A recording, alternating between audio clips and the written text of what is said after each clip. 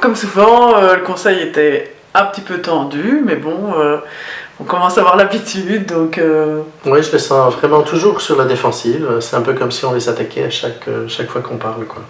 En fait, on sent que l'opposition n'est pas censée parler. Il faut se taire. Oui, il faut approuver tout ce qu'ils disent, et ça, c'est pas tout à fait notre rôle, évidemment. Non, évidemment, le rôle de l'opposition, c'est d'être quand même un petit peu pour la gratter. Oui.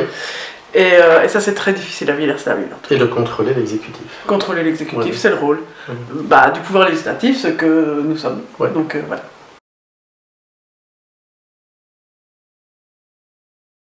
Le moment marquant, c'est surtout quand notre bourgmestre a clairement prétendu qu'on agissait un peu comme le Vlaams Belang au niveau au niveau fédéral, quoi. Et donc là, ça nous a choqués, ça a surtout choqué Robin qui lui s'est vraiment offusqué et nous a défendu en disant mais on ne peut pas faire la comparaison entre les deux, quoi. Donc je ne pense pas que dans la manière ce soit le cas, effectivement. Oui, j'avoue que moi j'ai rigolé, parce que j'étais très étonnée, je n'ai pas bien compris pourquoi, en quoi est-ce que notre comportement serait celui du Vlaams Belang. On a des idées diamétralement opposées. Après, je suppose que c'est l'idée que voilà, les partis, on sait que les partis d'extrême droite et les partis populistes de manière générale animent les débats, on va dire, pas toujours de la bonne façon, mais ils animent les débats. D'ailleurs, quand on parle de parti populiste, je pense qu'il y a un président d'un grand parti francophone qui pourrait totalement rentrer dans le cadre et qui anime très fortement les débats. Et donc je suppose que c'était l'idée que, voilà, puisqu'on est là, qu'on pose nos questions, qu'on fait des suggestions et qu'éventuellement on pointe, évidemment, quand il y a un problème dans un dossier, voilà. Ouais, je crois qu'il n'aime pas finalement d'avoir une opposition qui ne soit pas d'accord avec lui.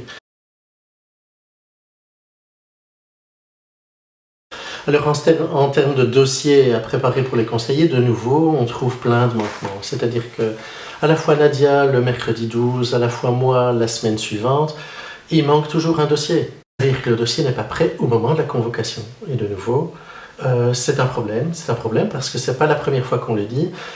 Et c'est d'autant plus grave que dans l'avis de l'égalité, le dernier, en tout cas cette semaine, la date a été modifiée. La date a été modifiée manuellement sur une date écrite par le directeur financier au 17 octobre. On a remis un 3 au lieu du 7 en disant ça a été remis le 13 octobre. Et là, c'est un faux, carrément. Et ça, c'est pas acceptable. C'est illégal. C'est illégal et ça pourrait conduire auprès de la région wallonne à une invalidation des décisions du conseil communal.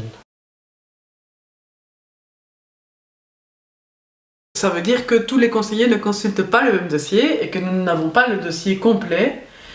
Et c'est très important en réalité que nous puissions consulter toutes les pièces pour avoir une bonne vue sur le dossier. C'est ce qui permet d'avoir des bons débats.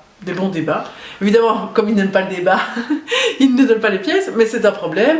Et en fait, typiquement, dans le dossier sur la rampe PMR au niveau du vignoble de l'abbaye, moi, quand j'étais voir le dossier, l'avis du directeur financier était négatif, était défavorable.